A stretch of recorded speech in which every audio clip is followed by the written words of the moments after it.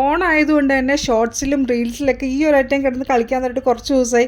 കൊതി അങ്ങ് മൂത്തപ്പോഴത്തേക്ക് ഞാൻ ഒന്നും നോക്കിയില്ല, അങ്ങ് ഉണ്ടാക്കി കഴിച്ചു. വേറൊന്നുമല്ല, നമ്മുടെ പഴനുറുക്ക്. ബ്ലിങ്കിറ്റിൽ ഓർഡർ ചെയ്ത സാധനങ്ങളൊക്കെ 10 മിനിറ്റ് കൊണ്ട് നമ്മുടെ കയ്യിലെത്തിയിട്ട് പാചകം അങ്ങോട്ടേക്ക് തുടങ്ങിയിട്ടോ. നമ്മുടെ ആദ്യത്തെ പരിപാടി തേങ്ങാപ്പാൽ സെറ്റ് ചെയ്തെടുക്കുക എന്നുള്ളതായിരുന്നു. ഞങ്ങൾക്ക് കുക്ക് ചെയ്യാൻ വേണ്ടിയിട്ട് പുറത്ത് ചെറിയൊരു സ്പേസ് ഉണ്ട്, 2-3 പാത്രങ്ങളുണ്ട്. അതൊക്കെ വെച്ചിട്ടാണ് നമ്മൾ ഇന്ന് ഉണ്ടാക്കാൻ പോണത്. ഇതിപ്പോൾ എൻ്റെ കയ്യിൽ മിക്സി ഒന്നും ഇല്ലാത്ത കാരണം കൊണ്ട് തേങ്ങാപ്പാൽ അടിച്ചെടുക്കാൻ വേണ്ടിയിട്ട് ഞാൻ PGയുടെ കിച്ചണിൽ കയറിയതാണ്. ചെയ്ത് കഴിഞ്ഞ് വന്നപ്പോഴത്തേക്കും ഫുൾ മെസ്സായി. അത് ക്ലീൻ ആക്കിയിട്ടാട്ടോ ഞാൻ അവിടെ നിന്ന് ഇറങ്ങിയത്. അങ്ങനെ ആവശ്യമായ സാധനങ്ങളൊക്കെ ഞാൻ ടേബിളിൽ നിരത്തി വെച്ചിട്ടുണ്ട്.